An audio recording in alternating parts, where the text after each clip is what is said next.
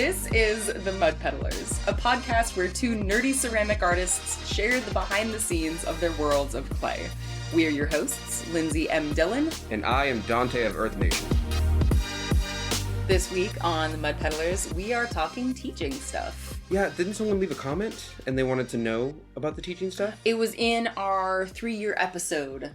Also, thank you guys for... Rating! The word's rating! Thank you guys for rating the Mud Peddlers on Spotify, by the way. I just checked the other day and it was all 62 people sent 5 stars. Oh my god! Technically speaking, the Mud Peddlers, thanks to your efforts, is a 5-star podcast. Yay! We're coming for Joe Rogan next. Oh my god! I want his head on a platter so I can dab at it every morning as I leave. I'm kidding. Anyway, teaching. I'm actually going to start teaching classes soon at IMCO, International Mineral Company. Third is Industrial. I'm sorry. International. There is an International Mineral Company. Yeah. That's why I'm confused.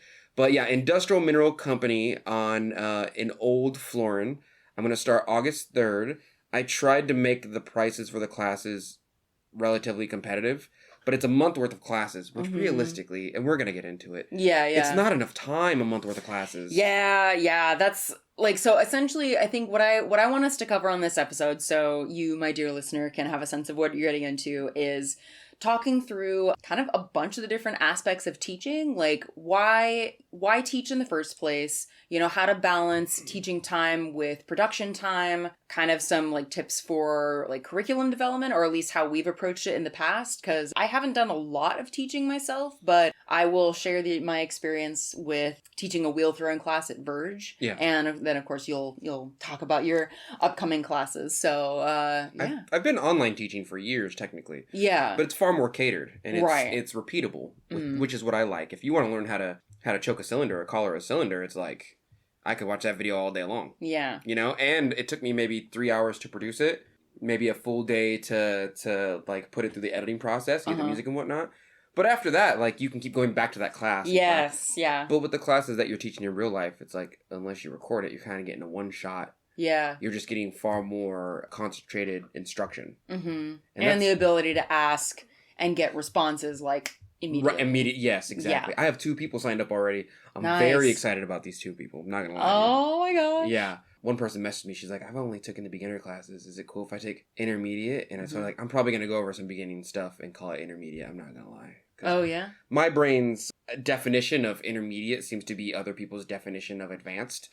Yeah, that's fair. I think that when I start to teach an intermediate class, it's going to be high beginner. Yeah, that's fair. Okay, so tell me a little bit, because I know we've talked about this a little bit before, but I want to go into more detail. Yeah. So tell me for you, what's your personal definition of intermediate, and then how are you going to structure the class to be a high beginner class? I'm going to give you all 4 stages. Okay. Because it used to be 3. It used to be beginner, intermediate, advanced. Right.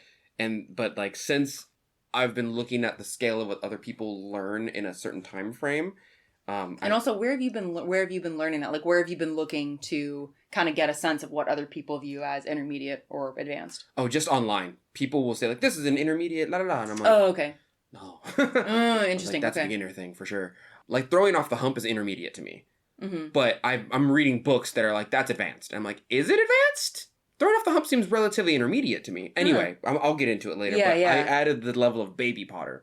Baby potter is you don't know anything. You know how to maybe center, you know how to wedge, but you're really bad at any form. You can't throw a straight anything for anything. Yeah. And you're still experimenting, right? A beginning potter to me is someone who is either learning or has learned all the base shapes. And when I say base shapes, I mean you probably know how to throw an okay cylinder, relatively straight. You might not be the greatest at pulling. You have certain clay bodies you stick to. You can't work with just any clay off the shelf, you know. But you know how to throw a cylinder, a bowl, you know how to attach clay through scoring and slipping, you know how to make a plate. You can probably make a jar, you can probably make a teapot, and you can use all the tools there. Teapot? A teapot. As a beginner? Yes. I'm glad you're adjusting your expectations. At the end of well, the reason I do that is because all of it is as I said before, it builds upon itself, right? Yeah. So if you learn how to wedge and center clay, you now know how to throw on the wheel. Once you learn how to open a well and make a proper cylinder, maybe 3 inches high maximum, that's a teacup after you trim that. Yeah. You put a handle on that, that's a mug. right? You throw an upside down. Once you learn how to throw a bowl, you know how to throw a bowl. If I teach you how to throw an upside down bowl, that's a lid. Once I teach you how to make a gallery, okay, you know how to throw a bowl. Let's make it a bit thicker. Okay, a bowl with a gallery and an upside down bowl. A gallery being a spot where the lid goes. Yes. Once you know how to do that, you can make a jar. And then after you know how to make a jar, you put a handle and a spout on it as a teapot. You know, like, if I teach you the base things, you can combine those techniques to make another thing. And that's all the beginner stuff. Okay, so someone who identifies, if by your metric, someone who identifies as a beginner is someone who... Bowls, cups, plates, okay, jars. Yeah. At the end of that, maybe a teapot. Yeah, Those are like the base shapes. Okay. The reason that I need you to know the base shapes before we move on to intermediate is because the intermediate stuff talks about how to play with those base shapes. Like in the intermediate phase, you understand how to make a bottle. I teach you how to make a bottle when you're intermediate. Okay. In order to make a bottle, you have to know how to choke a cylinder. Yeah. We should be talking about that in the intermediate phase, how to choke and collar things, right? Yeah. We should also be talking about how to make a proper lip and how it's smooth and how it affects people drinking out of the bottle and or cup. How to make curves a little bit more ergonomic to the human body. Right. Things of that nature. I'm also going to teach you why your clay twists. Right? Yeah. That's a really based one that everybody loves because everyone has trouble with it, but no one understands why. Yeah, to be honest, I don't even really know. It's just other than it's just like higher, like when you've pulled too much clay, it's like it twists. It's a difference in speed, and that's all that is. Yeah, and pressure based on the clay body, but like that's literally it. But no one thinks about that, right? So once you tell them, they're like, because the wheel's spinning at a certain speed. Yeah. And my hands are technically putting friction on it, which is stopping the upper part that I'm pulling from going just as fast. And it, in fact, it does twist. Because there's a speed difference. Yeah. Right, and that's it. Yeah, we talk about a bunch of stuff in the intermediate. And once we get to, like, high intermediate, we're going to start talking about presentation of your work. Right. We're going to start talking about, here's a mug. Okay, here's a mug where I've put a high end, like, a little line at the bottom of feet. Yeah. Okay, we're going to talk about how this looks and how it feels to you. Mm-hmm. Most people go, when you put a line there, it feels more up, more elegant, as if it's lifted on a small pedestal. Right. And I go, okay, it feels that way for these reasons. So now, more into the, like, aesthetics. Yes. Okay. Aesthetics and transferring those aesthetics to the way you feel about art. Because ultimately the way art is interpreted by most human beings is how it makes them feel. Mm-hmm. After that, we start talking, like, you ever see the example of somebody drew a circle with a bunch of undulations on it, and then someone got, like, a fork next to it, and they go, which one's Kiki? And everyone goes, the fork is Kiki. And they go, oh, right? Yes, and they go, why? That's art. That's interpretation of art. There's a reason why human beings have a usually cultural and also kind of like a Pictionary version of, that's why that one's named Bob. And that's why that one's named Kiki. Okay, let's talk about why that is. Right. And why that's different across all cultures based on cultural experience. And that's what we talk about in, like, the high intermediate to low advanced portion. When you're in advanced, you're doing stuff that, like, you shouldn't be doing. Like, you're, okay. So it's a month of classes. It's a month of classes. How many actual class dates are there? Like, there's 4. There's 4, It's 1 per week. It's on Thursdays. And we usually get about 3.5 to 4 hours of work and lecture. Okay. So I'll be lecturing and demoing for about an hour. I'll come with a presentation. I brought a projector and I've made PowerPoints and all that. Nice. And we're going to, today class, we're going to talk about the basic shapes. So the first class of my class is talking about the basic shapes. Because if you're intermediate, I need you to be on the shapes. Yeah. I need you to, like, in order to be intermediate, you have to make the basic shapes. Because we're going to start to play with the basic shapes. Mm-hmm. If you can't make the basic shapes, you can't play with them. Right? So I also have kind of a backup plan. Because a lot of people go, I took the beginning classes. I'm intermediate now. Mm-hmm. And then I'm like, okay, let's make all the shapes. And they go, I can't make any of these shapes. Oh. And then I go, okay, well, that then means that we have to review. Which means that we're going to have to learn some of those shapes and why they're important to us. Right? So we're going to have to go back a tiny bit. Right? I don't know how to score and slip. You're a beginner. Yeah. I don't know how to pull a handle. You're a beginner. Okay. Not to say you have to make a handle ever in your career. Yeah. And not to say there aren't people making 5-foot vases. Oh, for sure. Who don't know how to pull handles. Yeah. But that's a skewed exception that I'd be like, he's clearly not a beginner. Yeah. But also, he still cannot pull a handle. He uses an extruder, which there's no shame on that. But, like, I need you to make a handle and then know how to score and slip it in order to make things with handles. Okay. So, all right. So first class is going to be kind of reviewing reviewing some of the basic shapes. Skill review. Kind of skill review. Okay. For sure. The next class is going to be working on if everything goes well in the first class. Like if everyone's like, I understand the basic shapes. Yeah. We're going to talk about troubleshooting. We're going to talk about why clay does things that it does. We're going to talk about clay platelets and how they align. We're going to talk about the structure in between short and long clay. Okay. And why that structure matters in the internal part of the clay. We're going to talk about cutting up and down after wedging in order to make it a smoother experience. And we're going to talk about how to pull, I wouldn't say properly, but how I pull and to get the most efficiency out of pulling. And we're also then going to talk about why your clay twists. Okay. And that's like, here's why we wedge. Here's how to make wedging better. Here's how we pull properly. When you pull, you're probably going to get twists. Here's how to make that go away. Okay. And then we're probably going to talk about a couple cheat codes on just how to make clay straight without you needing to really know those things. Oh, okay. Like straight as in like when you're pulling cylinders, like getting a straight wall? Yeah, like counter pressure is a thing. Okay, yeah. You know, where you like, counter pressure. Yeah, and like once you learn counter pressure, it's over. Like Okay, my thought, when you say counter pressure, my thought is like since the wheel is spinning, pieces kind of tend to want to flare outwards. So that counter pressure would be pulling inward.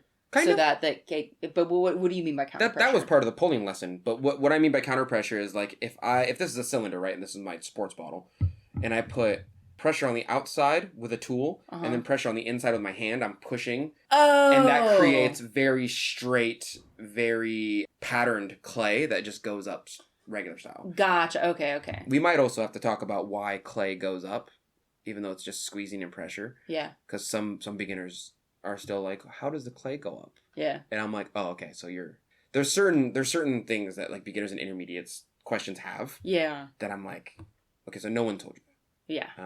I feel bad saying this. That I've experienced whenever I go into other classrooms, not all of them, some of them though, I will notice the teacher will just be like, yeah, it's art. Make whatever, man. And then they'll just like go in their office and dig around. Yeah. And I'm sure you've experienced that too. Yeah. Right? And so I'm trying really hard to not do that, especially since the class is smaller. I can only have like 7 students at a time. Yeah. I'm trying to like, here's how we do this. When we're all set and we're in practice mode, I'll be throwing with you because I want you to see me throwing. I'm also going to teach them some of the little Earth Nation tricks. You know, like I even out the clay by making the knuckle thing. Oh, yeah. Like Yoshi was like, no one does this. And then I started doing it. And I was like, this is bomb. This is good. This is amazing. Yeah. Okay. In the higher intermediate stuff, so like the third class? Third and fourth classes, we need to start talking about how to play with shapes. We need to start talking about how the shape and the texture of your clay body affects your glazes. We are going to talk a little bit about what glazes are made out of. Okay. We're also going to talk about like we need to know how to make bottles. Right? We need to do a little bit of decoration and how that translates into how people feel about our artwork. Especially colors. Color theory is going to be like maybe 30 minutes to class. Yeah. We're going to be like, red is seen as an angry color. No way around it. That's how American culture goes. Red is seen. But like, we're also going to look at like, okay, in China, it's seen as a royal color. Yeah. Right? There's a difference in culture. We're going to have to talk about the interplay in between how we represent our artwork in different cultures. Yeah. Right? And then the fourth class is going to be a party. Party. No. So what will make the fourth class a party? Well, I'm hoping that I would like for everyone to get a project. I would very much like to have a 30-minute art critique. Okay. Bring me one piece, and we're going to have an art critique in the class. Is that something that the students will have made during your class, or like a previous piece? Hopefully it's something that we've made during the class. Okay. Yeah, because realistically, it's only a month of class. Like, yeah, I mean, it short. Sounds like you're really going to be packing in a lot, though. I'm going to try to, because when I took classes, I took the beginner class twice, and then I got to graduate. They were like, now you're ready for the intermediate class. Yeah. And I had to do every class twice, and every class was 3 to 4 months, about 4 to 5 hours a week, every week. And then I had to take the classes twice. And Yoshio was like, you are not ready for, So I kept going until I got to independent study, which is him going, you got to come up with like a project. Yeah. You got to do something that other people aren't doing, and you better do it good. I'm going to leave you alone. I'm not going to talk to you at all. You're just going to do it. But like a month worth of time is short. Yeah. So I'm going to try and cram it all in. I'm going to try really hard. But I think that if I teach them, like, this is why clay twists, that's immediately intermediate knowledge that, like, beginners don't even... They just go, sometimes my clay twists when it's too wet. And then I'm like, yeah, kind of. Yeah. And like, what do you mean kinda? And I was like, oh, there's a reason it's twisting, and you could probably very easily fix it, but I would have to teach you how to properly pull first, so that way you know what speed and consistency based on the clay body you're using, you know. And then there's short and long clay, and those are terms that potters use. Yeah. But I don't want to tell them, like, those are just terms. I want to tell them, these terms are based off of this, and here's what's happening in the clay body. So I'm curious, because, okay, so when I started teaching at Verge Center for the Arts, one of the biggest things that I was concerned about was time management when I was actually in the studio working with the students, because in some ways, to me at least, teaching in front of people kind of feels a bit like a performance. And like, because I had been a TA for like years, like, so I have been volunteering, or had been volunteering at Sacramento City College since like 2013 thereabouts, or taking classes and or volunteering as a TA. But like, I had never been responsible for controlling the flow of class, like when we start, like how to kind of get everyone's like attention together, and how to, when to take breaks, when to, all that kind of stuff. So managing the time. So since this is going to be your first time teaching in person, right? Controlling the flow of time, yes. Yeah. This is my first time doing it. Yeah. So how do you have a sense of like how you're going to manage some of that? Yeah, there is a beginner. In the very first class, I'm going to be like, I don't want headphones. I don't want phones. Mm-hmm. We can have little breaks. Yeah. That's fine, but like, you're here to learn, you paid for the class. There's a dark part of me that's like, you paid me. If you want to around the corner, go ahead. Yeah. Like, I already have your money. I don't care. But I want to make it valuable enough to where I can go like, I need you to listen. I need you to hear the sounds of the wheel turning. I need you to be looking at the art around you. I need you absorbing your environment, especially in a classroom setting. And I need you paying attention in order to absorb the information I'm trying to give you. Yeah. If not, part of me is like, it's kind of disrespectful. The other part of me is like, you paid me to be here, bro. I'm just trying to help you out. Yeah, something tells me that will not be an issue, because people have paid for this class. Yeah, so. I was curious, like, what made you want to teach in person? It was a very high demand for it. Not gonna lie. Yeah, and I saw the opportunity, and I was like, it's going this way anyway. So this is just another seed to plant to me. Like, this is another investment. Like, Patreon, investment. YouTube, investment, right? My website, selling my work, investment, right? This is another investment. This is another, this is another stream of income that I essentially have to do what I've been doing on YouTube, just in person. And realistically, it's a bit easier, because somebody has facilitated all the equipment for me. Yeah. I don't have to edit. I don't have to come up with any more than a lesson plan that I have to rotate out every couple months. Yeah. You know what I mean? Like, this is in some ways easier than doing YouTube. Yeah. And on top of that, I can always do what some other people do and just record my classes, and that can be like YouTube content, right? I don't think I'll be recording people. I'll just be recording myself. Yeah. But like, that's part of what I find interesting about, I guess, whether to teach or not, because it's something I've kind of gone back and forth on a lot. And I think there are some advantages, like you're talking about, like you don't have to edit, you don't have to do those other things, but like also you do the YouTube video, that's a one and done. That can bring in residual income whether you're there or not. Yes. You're teaching, you have to physically be there in person teaching that class, expending energy, you know, that time. So like, how much are you getting paid for those classes, and like what makes that like worth it for you, as opposed to like, because part of the reason I started teaching at Verge, like I taught the one class, beginning wheel throwing, right before the pandemic started, and I had the opportunity to go back and start teaching again, and I was kind of hesitant to, and I honestly I never have followed up on it, because part of me was like, a class is not just 3 to 4 hours, right? There's the prep time developing the curriculum. There's the getting to the studio, going from the studio, setup, cleanup. It's going to be, if you have a 3-hour class, realistically, it's probably going to be 4.5 to 5 hours of your actual time, right? So in my head, part of why I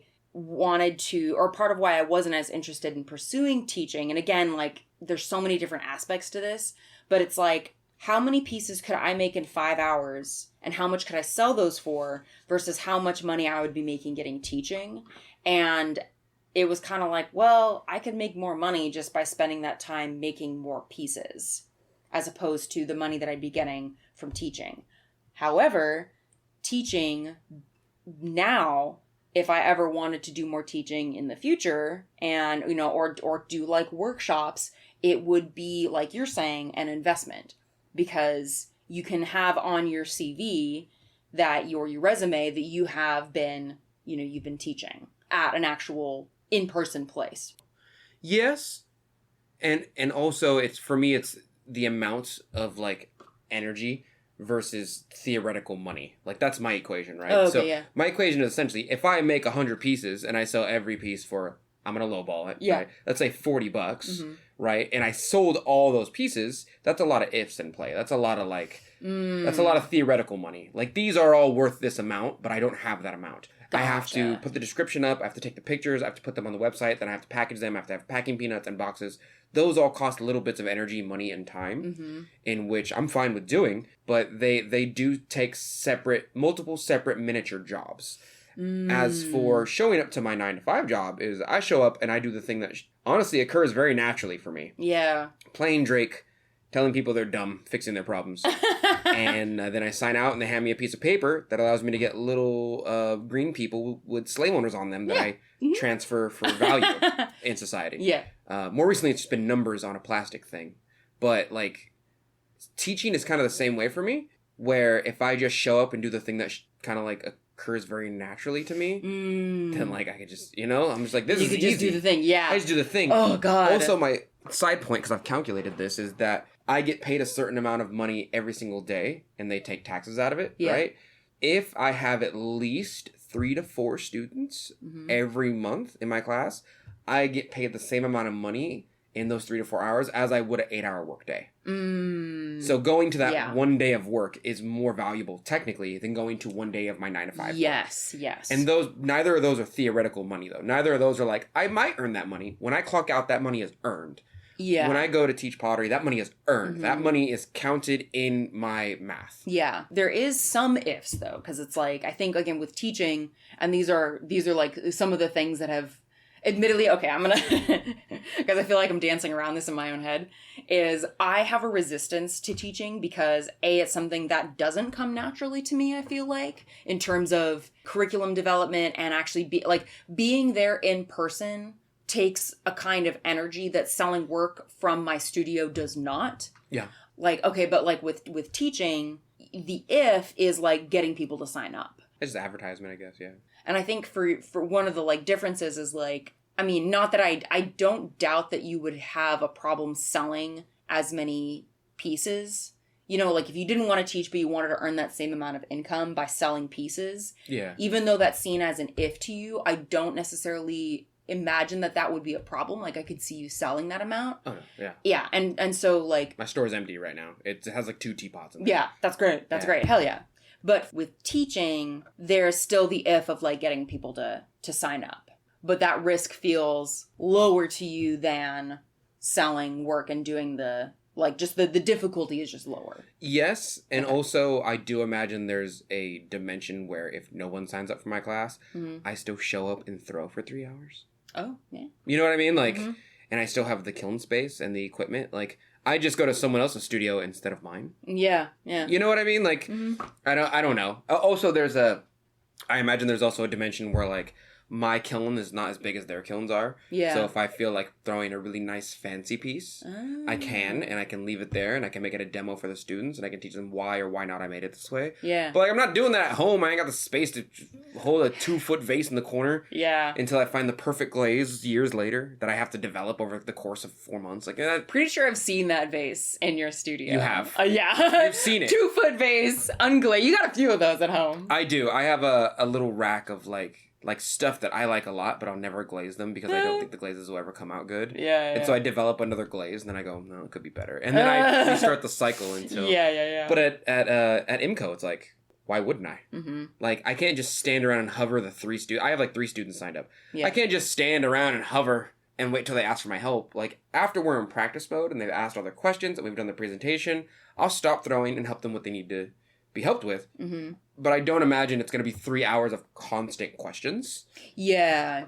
I do imagine there's going to be some downtime, but I also don't want to leave them alone. I want to kind of keep watch over them. Yeah. And the only way to do that is just throw with them, really. I'm just going to sit down and like, okay, here's my wheel, here's your wheel. We're going to throw together. Right? Yeah. Yoshio has explained, though, for the first couple classes, you don't want to do that. Because he's like, they'll just watch you. Yeah. He's like, you don't... And then they'll copy everything you do instead of developing their own style. And he's just that's not great. You don't want facsimiles of you.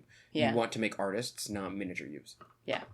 Yeah. I ended up, when I taught at Verge, I did my demo, but the rest of the time I was answering questions and helping people. And I'd do like a few things of just kind of walking around and like sort of hovering, but it's amazing how quickly the time goes. It is. You know, like it is. This is a little bit of like a very me thing, I guess. But I brought these like class schedules that I made for myself as I was getting ready for my classes, because I wanted to have like a in-person like a schedule that I could reference as the class was going on. So basically, I had like a kind of broken down by the amount of minutes. So like this one was for the last class, but I have like my intro, I have my reviewing of trimming, and that's broken down into the time, a glaze demo, work time, check-in and questions, handle demo, more work time, another check-in, and then thank you and clean up, and et cetera, et cetera.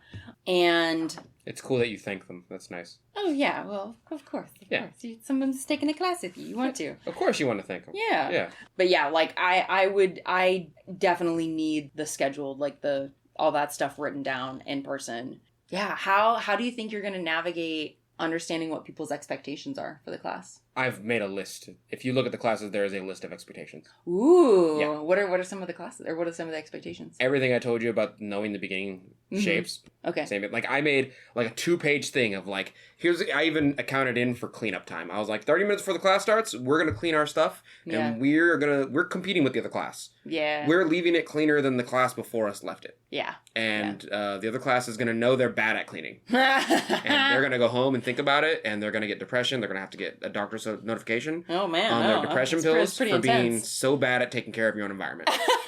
Yep. I love that. That's how good we're going to be at cleaning. Yeah. You can definitely look at it, and I feel like I should just drop a link right now. I will try to release a YouTube video in the next couple of days, if not the next week, of the classes, so that way if anyone wants to sign up for the next round of classes next month, they can. But there is also a thing where you can pay for like 2 months of classes, and it's cheaper. Oh, nice. It's like $20 or $40 cheaper to pay for like 2 rounds of classes. Yeah. You know. Oh, how much are the classes, by the way, and how much are you getting paid for them? Like, is IMCO taking a cut? IMCO takes 50%. Okay, yeah. It was the same at Verge. And then the classes themselves are $200. Okay. For the month, which I thought was kind of expensive. I'm not gonna lie to you. But then I looked at all the other classes that are being taught around the area, and I'm like, no, it's not. Yeah. The other classes are comparable, if not more. And it's mostly, like, there's a place called Sincere Ceramics, and they're just booked all the time. Oh, yeah. All the time. And so, based on supply and demand, they just keep increasing the price of their classes. Yeah. I haven't checked in a while, but, like, I'm sure they're expensive. I can't remember exactly how much Verge was, but, like, I don't know what the breakdown would be since I can't do mental math right now. You're good. And again, this was, like, 3 years ago, so the prices have probably changed. Yeah. But I had, I think, 6 students, and the total amount of money that Verge took in, I think, was $800, and I got paid $400. So I don't know what the breakdown of that would be. And again, that was 3 years ago, but that's what my income was looking like. And for so they just gave you half, essentially. Yeah, 50%. Same. Yeah. For a month? Yeah. That makes sense. It was. I think it was only 3 classes though. So I don't think it was 4. 6 people, 800. So it's like 1 something per month of classes. Yeah, that's not bad. Yeah. I go back and forth all the time on whether to teach, because for how much energy it took. Like, okay, to be honest, before I taught my first class, I legit probably spent 13 hours on developing the curriculum and breaking down like what each class would be. You're such a prepper. I am, very much so, because I don't know if that's a teaching thing or if that's just like a Lindsey thing. I'm not sure, but all I know is that it runs in the family because my mom does the same kind of thing. Definitely, yeah. It took me 3 hours. Oh my god. To figure I opened up PowerPoint and I was like, how am I going to teach them to troubleshoot a cylinder. And then all the information that I know about troubleshooting cylinders came to my mind. And then I pulled information from my YouTube channel and from my own content. Yeah, yeah. And then I put it in a PowerPoint and I was like, yep, that's it. 1 hour, that's one class. Good, let's go. Oh, man. And that's 30 minutes of teaching. So it's 30 minutes of lecture. Yeah, yeah. And then the rest of it is practice. Yeah. You know? It's like, I'm going to be doing way less lecture than practice. I'm going to show you, I'm probably going to do a wheel demo or two. I'm probably going to do a lecture, 30 minutes, and then the rest of it's going to be like, practice. Now try what I just showed you. Yeah. And put into practice what I just showed. But there's no way I would make a 13 hours. There's no. No.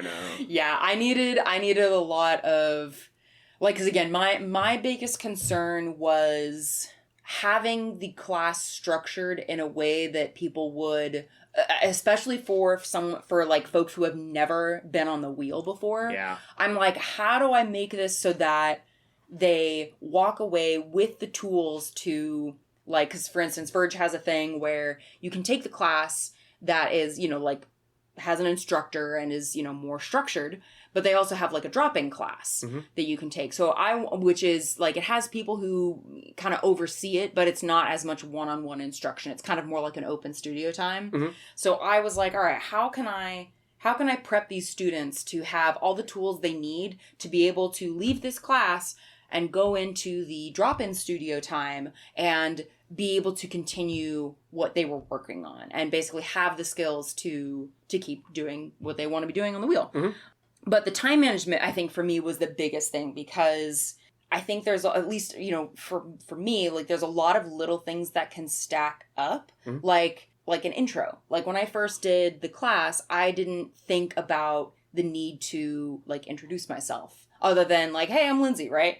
But then again, because bless my mom, she is an instructor. She's a professor at Sac State. So she's like, okay, well, let's have you considered having a bit more of a introduction to kind of, for people who may not know you, because again, this situation is different because people who sign up for your class at IMCO probably already know you as like Earth Nation Ceramics, right? But for me, like with Verge, because Verge already had a more established routine of like offering beginning ceramics classes, it was kind of like, well, whoever's teaching it is whoever's teaching it, potentially. Right. Like, I don't have as much like social clout, I guess I'd say, to draw a bunch of people in. Yeah. So what, like, it's little things like I wanted to ultimately have an introduction that gives people the confidence in me as an instructor, because I would want to know that whoever's teaching this class is qualified to do so, right? And it's not like I have a teaching credential, so it's like, all right, how do I introduce people to who I am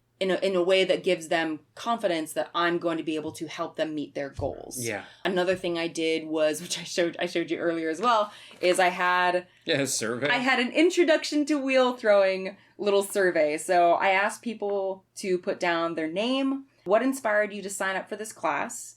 Do you have any past experience working in clay? At the end of the session, what would success look like for you? Are there any physical considerations that would be helpful for me to know so that I can help you be successful in this class? Like, you know. You're much better than... And then the last one was, what, if anything more, would you like to know about me? I would... My survey would be like, did you learn what you were supposed to learn? Yes. Do you like me? And then it'd be scratched out. I don't give a shit. If you like me, I need you to learn. The goal one's good, though. Like, did you reach your goal? And if they say no, then I'd be like, what was your goal to begin with? Yeah. And then we got to go through the, I don't know. And I'm like, that's the problem. You don't know. Well, I think that is I think that's okay. I think not really knowing is potentially all right. Now, again, maybe it's different for like an intermediate class versus beginning. Yeah. Yeah, I don't know. Like, this kind of information for me, I want to go into a situation knowing as much as I can so that I can, I guess, control the situation or guide the situation the way that I want it to go. And for me, that means, big shock to our listeners, that means having a lot of prep material. That means spending a lot of, time taking notes and like doing all these different things. And yeah. I just do the Batman where I'm like, okay, we have a plan that we're gonna, right? And then if that plan goes to we have a backup plan. Ah, yes. That's it. That takes experience and confidence to know how to do. That takes, I know how to make a cylinder. Yeah. I know the things that are up with a cylinder. I know how to fix most of them, okay? Yeah. Today we're going to learn how to make a proper cylinder. If you can't even make a cylinder, the backup plan is we're going back to step one. What do you do if there's only one person in the class who has that problem and everybody else is advanced? Then I'm going to have to give them special attention after the lecture. Okay, yeah. It's going to be like, hey, me and you I'm going to concentrate on you for a bit. What tends to help me, and this might be a bit of an off branch from the conversation, is that when I was being a TA with Yoshio, some people don't have the kinetic intelligence or the physical intelligence. Oh, yeah. Because realistically, there's like 11 that I can think of. There's like 11 different types of learning styles or intelligences in the world, and I'm very physical and spatial. But like some people don't have that. Some people are auditory, some people are visual. Yeah. Some folks who are not like used to working with their hands are going to be like, what do? Why? What do? Yeah. How do with hands? How do you get that? And it's because I get information from physically touching something that other people wouldn't be able to translate into their minds and bodies or muscle memory. Yeah. So what really helped me is to show a beginner that was struggling is I would put water in them and I wouldn't get behind him. Yeah. That's ghosting. Not gonna Patrick Swayze this. Not gonna ghost him, but I would say... All hail our patron saint, Demi Moore. I would put my hands on their hands and go, this is what it feels like to center. And then I would just center for them. Yeah. And so many of them were like, oh, that's what that feels like. And I go, yeah. And if they're kinetic learners or they're physical learners at all, their brain just goes, okay, if that's what it's supposed to feel like, my goal is to make it feel like that again. Yeah. Yeah. Right? And then from that point on, I teach them how to better center or how to quickly center, you know. Yeah. But like, yeah, I need people to learn how to... Like, we just did a video on YouTube on how to cone up and down. Because it's essentially a continuation of wedging, but on the wheel. Yeah. And then I told them, like, this is the reason why we do that. Here's how to troubleshoot it. And then I told them, later on, you're going to need to know how to cone up and down in order to throw off the hump. Yeah. And that's kind of my teaching style. Is like, you need to know how to wedge before you get to coning up and down. You need to know how to cone up and down before you know how to throw off a hump. You need to know how to throw off a hump. It's scaffolds. Yeah, exactly. It stacks. And, like... I meet a few people who are like, I just want to know how to throw off the hump. And I'm like, all right, well, do you know how to do those other two things that usually take years to know? No. Okay, we're going back to those. We got to go backwards now, you know? You know how to run? No. Well, I'm not letting you get in the car. You're not driving a car if you can't run. You know how to ride a bike? No. I'm not giving you a motorcycle. It's not happening. I'm not quite sure on the running versus driving metaphor. Yeah, if you can't run Usain Bolt style, you can't drive a car. Oh my god. Oh my god. This is a little bit branching off, but would you branch. Do the tree dance. I'ma do the tree. I don't know what that is. Would you ever consider offering private, like, one-on-one lessons? No. Why? Not at this moment, no. Why? Because I hate people. You're literally going to be teaching a class. What makes a difference if it's one person versus a class? Yeah, but if there's a crowd of people, I can regulate, like, they understand that we have to be paying attention. But, like, as a person, as one person, they just, like, I don't know, there's too much regulation of energy and I don't know. Yeah. What if I've been in a studio before where there's just one super effing annoying person. There's just one person that everyone's like, oh, this bitch is here. All right, everybody, all right. And they're just loud and annoying. Like, what if I get that one-on-one person? I don't know. I think I just have bad experiences with certain people, and my brain goes, it's only a lottery system chance away for me to land that one person who has money, but not any of the work ethic or energy it takes to make this happen. Yeah, part of me has worried about that too with one-on-one, because when I've brought in friends to the studio to, like, show them how to throw, I really enjoy it. Like, I like being able to show, to be able to have someone go from literally having never touched clay in their life to making a little bowl. Yes. Even if it's a funky little bowl. It's amazing. You know, it's like, hey, like, you did it. Like, look at this thing you made. This is amazing, right? Like, I love that.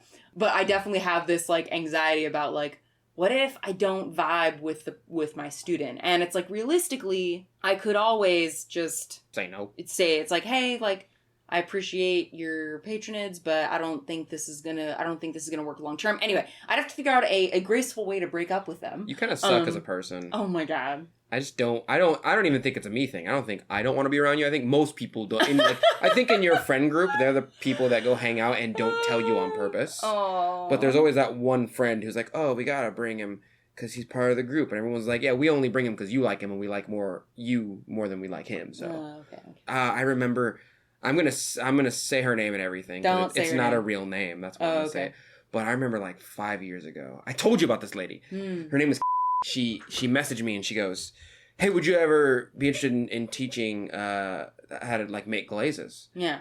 And I was like, "Oh yeah, maybe at some point." And she goes, "Good, I'll pay you and you'll come over here." And I was like, "No."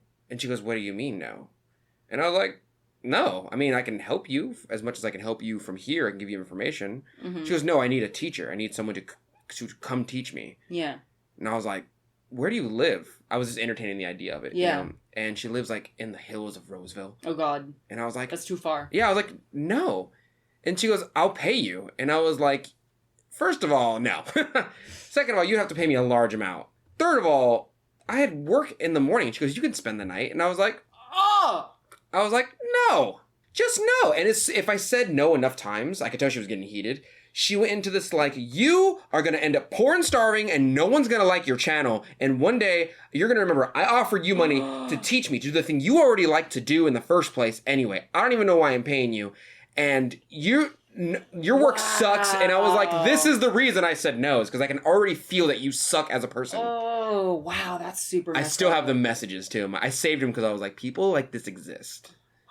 Yeah, that's super messed up. She's just never been told no before in her life, I think. And she's like, "I have money. No one says no to me." And I was like, I'm gonna. I also wasn't that good at making glazes back then. I was like mid. I was like, I can make glazes, but I'm not into the chemistry yet.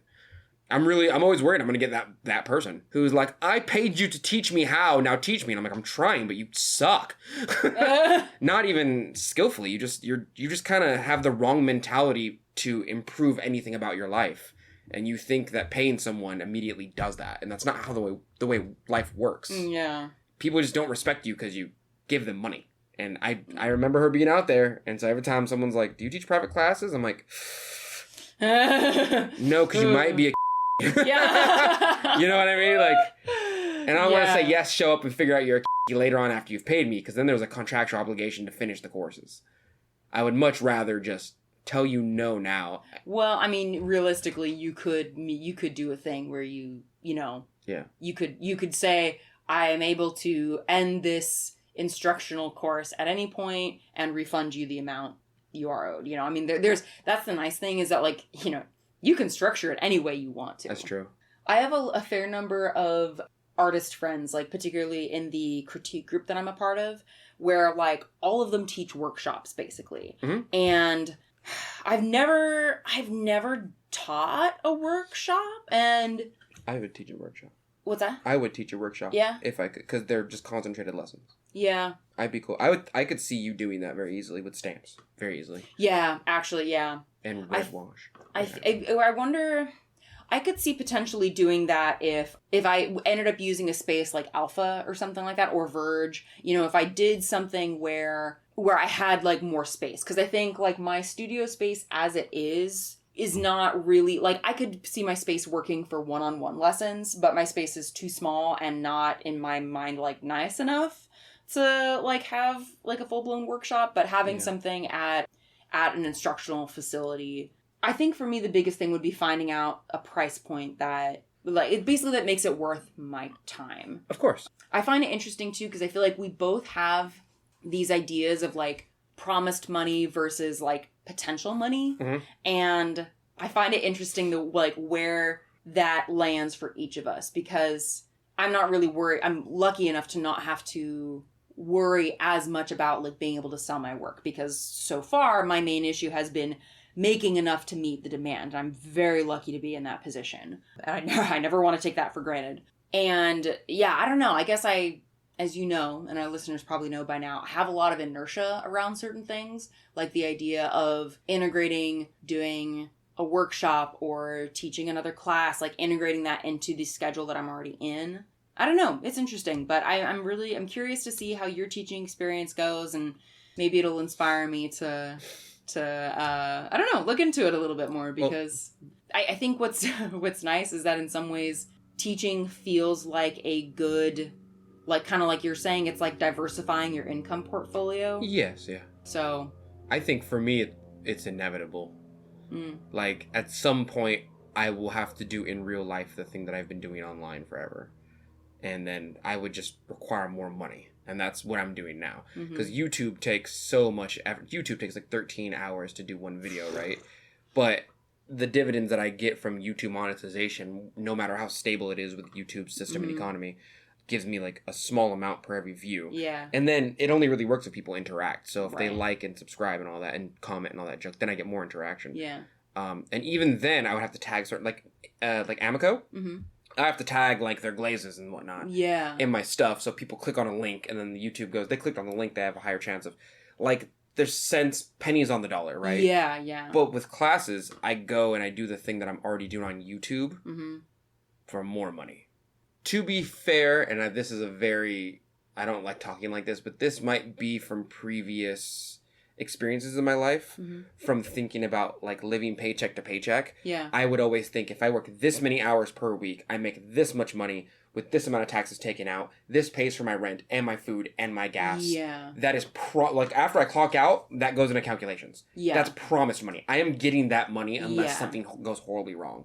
But with making a bunch of work, it takes little bits of episodes, an episodic amount of work in order to continue that flow of money. And it's not like it's promised. It's like people might buy it based on... not, if tomorrow Jake Paul releases a YouTube video about a dead body in the forest, all the ad revenue from YouTube goes down. Because advertisers pull their stuff because there's now a negative connotation for society mixed in with YouTube and advertisements. So my dividends go down from YouTube. That's like theoretical money, right? But when I go to a 9-to-5 and I clock out, that money is mine. And if it's not mine, I'm throwing the biggest fuss. You know what I mean? And the same thing with these classes. If I go to these classes and I teach you, no matter what your experience is, even though my goal is to make it a good experience, my brain goes, that amount of money is, I can calculate it, and it is coming to me sooner or later. And I can count on it. But with YouTube and like little Digimon cups I feel like making... it's not sold yet. It's in my hands. It's a physical item, but it's not. It's theoretical money based on the amount of advertisement I push in front of your face. And I think that's one of the reasons I'm so uncomfortable with like posting and advertising all the time, is because it's just theoretical money being put out there. It's little hooks, and for me to catch the fish of money on, and like, I don't know, TikTok and Reels are king and queen right now, of course, but... my brain just goes, I made the thing, if you like it, just buy it. Just go to my website and buy it, you know? And that's, that way, I don't know. I'm old. I'm old.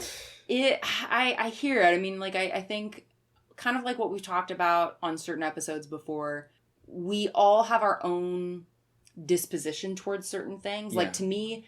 advertising and promoting myself comes more easily than teaching does. I enjoy teaching, but I would, but the emotional cost is higher.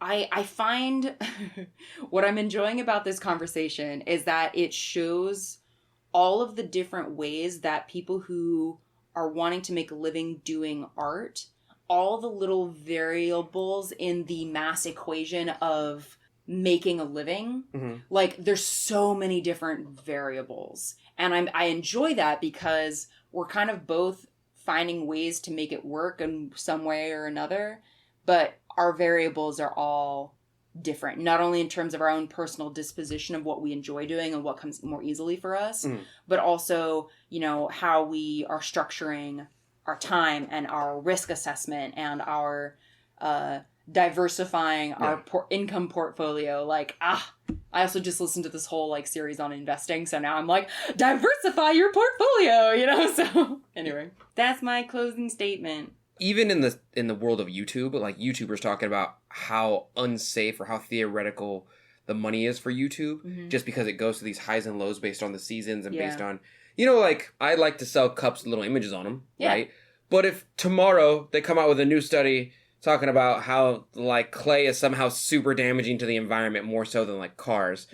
And, like, that goes out the window. You know what I mean? And we don't have control over every single news outlet, So it's like, I don't know. Everything's theoretical with a certain amount of threat to it. Just like your job. If your job goes down, that money is no longer realistic. You get laid off. Even YouTubers are like, I take sponsorships, even though you hate the advertisements on the screen, because it pays me more than YouTube it will. And that Yeah. is promised money. That's Yeah. somebody going, I will give you money to say my name on screen. Say my name, say my name.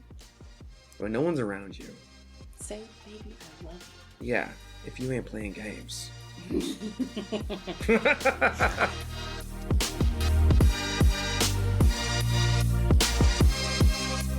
And that's it for today. Thank you so much for joining us for this episode of The Mud Peddlers. We would love to hear from you, so if you want to share your thoughts about the episodes or just see what Donte and I are working on in our studios, come say hi. You can find links to my social media at lindseymdillon.com. That's Lindsey, M as in monster, DILLON.com. And you can visit my pottery shop or see what I'm working on at earthnationceramics.com. And you can find me all over social media at Earth Nation Ceramics. It's spelled exactly how you think it's spelled. And if you want to support the show, hear some bonus episodes, and see some behind the scenes of my work, you can support me and the show at patreon.com/Lindsey M Dillon. Thank you so much for listening, and we will see you next time.